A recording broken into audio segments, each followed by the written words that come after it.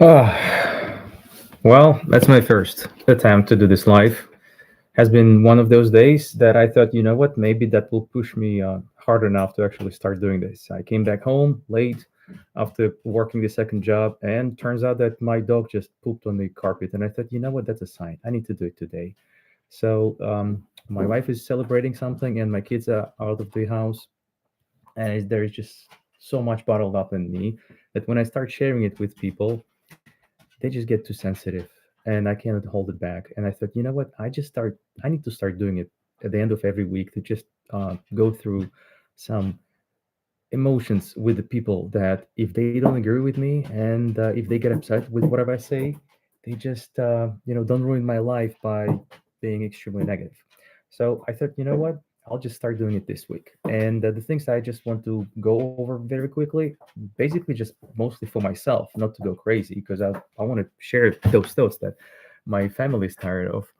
A little bit of the politics, something about stocks, and something about movies. And, maybe some experience from just getting along or not getting along with kids, especially with kids. Like my wife, she's amazing and everybody has their difficulties, but at least I can talk to her. With kids, it feels they're amazing, but it feels weird. It feels like sometimes it's just better to keep it to yourself. And then I feel like I'm betraying myself as a parent, not just as a human being, as a parent. It's just another filter. Because there are certain things I want to say to them, then I'm thinking, damn it, maybe I'm gonna ruin them for something else in this life just because I'm being too brutally honest. So the first thing, politics, the crazy things that are happening right now. So there is a shutdown, and everybody's blaming Republicans for this. So Trump is terrible. Trump is just a terrible person. That's what I hear every day.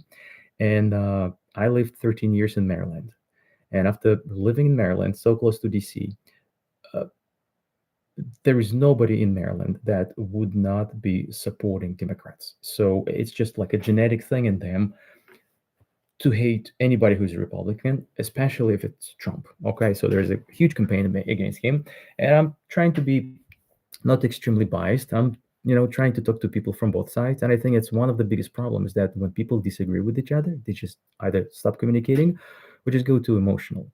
So the shutdown that is happening right now, and it's been what the second longest in history, if I'm not mistaken.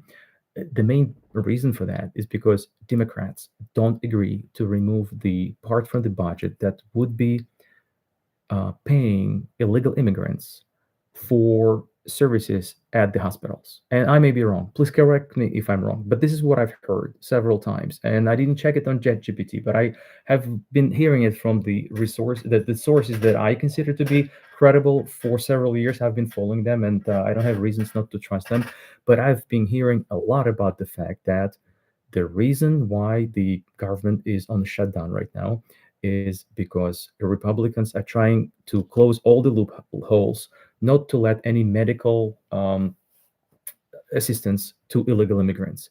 And the Democrats are fighting for keeping it in there. So it almost feels like Democrats are worried more about illegal immigrants being taken care of than the government being or staying open. So I consider it to be just insanity. So I'm with Trump's administration on this one. Just remove that from that bill they are trying to get approved, and move forward with this life. So I feel sorry for anybody who's suffering because of this, but I hope that will be over very soon. So next thing, I don't want to talk too much about politics, but like if you prefer, just let me know.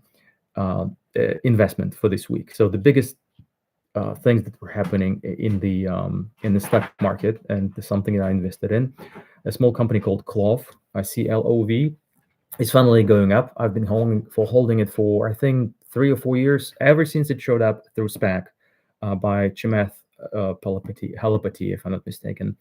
Um, uh, I bought it for almost, I think, for $10, then for eight, then for six, and then it went down to like 60 cents per share. And I've been buying all this time, and I almost thought that that's it, it's over. I mean, this is so stupid. I'm behind any possible guidelines of what is to be considered a successful investor just because of this stupid position. And I learned to sell options, and that saved me a lot. So it just show I'm finally in green. I'm finally in profit. but mostly because I made about $1,000 in options. So if anybody has any questions as to how to do that, that's amazing. You're basically sitting on something that is not making you money, that is just, in negative, but somehow you can sell options that allow you to dig yourself out of this hole. Unfortunately, my hole was, so deep that it felt like I just fell into a very deep, like marine gorge thing, and I'm trying to get myself out with like a spoon. It's happening so slowly. So another big news is Intel. I'm all about chips in investments. I think everybody who is investing and thinking about long-term investment should be considering semiconductors. So if like your grandma or anybody else is asking about, hey, what is it that I can buy outside of S&P, and not to think too much about it, that would be my advice. I'm not a financial advisor, but it's just something that I tell to my kids right now. Like for the next 5 to 10 years, I think semiconductors will be just amazing. AMD or Nvidia. I'm not sure about Intel. The government is investing money in Intel. It jumped like crazy to $40. It's like, I don't know, 10% in just one week. That's awesome, but Intel has been very unsuccessful, and I'm staying away from it. So another position that I'm kind of excited about is Pfizer.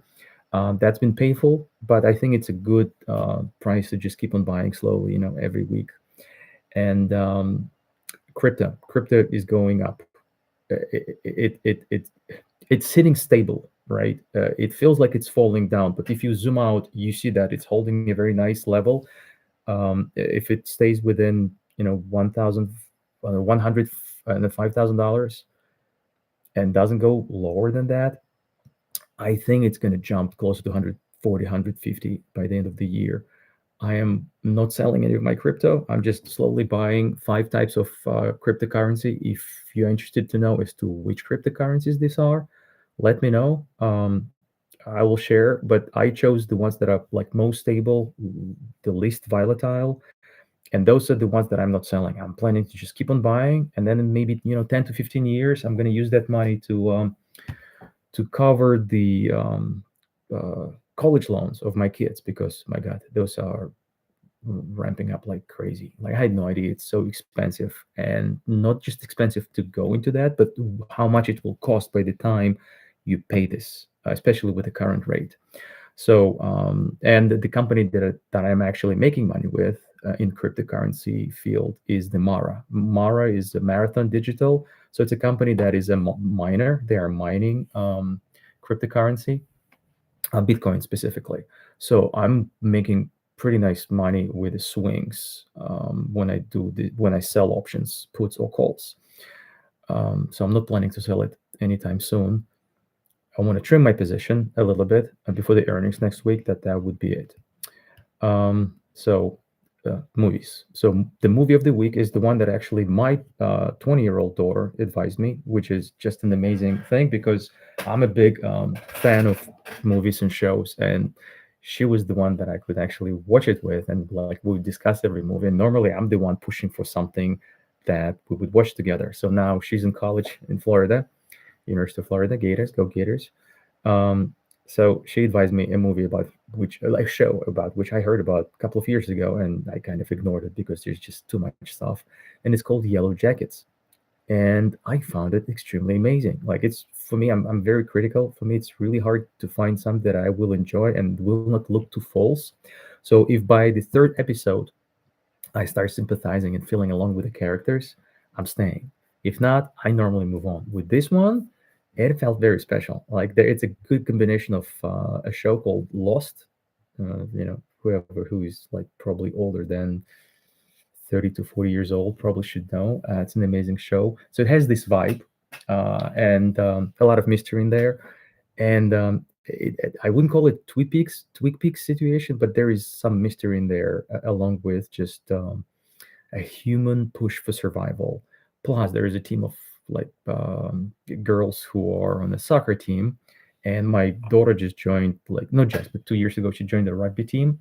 So I think like when I watched it, I thought she probably thought about her team and rugby team, thinking how would they survive being in that particular situation. So I don't want to give out any spoilers, but I'm heavily recommending this particular show. So um, Anyway, guys, if you have any comments, questions, let me know. That was my first stream. That was very scary for me to start. I'll try to turn it into something more organized, and maybe on a weekly basis. It's kind of hard to just look into the screen and pretend like somebody's talking back to me. Um, Thank you very much, and have a good night. Have a wonderful weekend. Bye bye.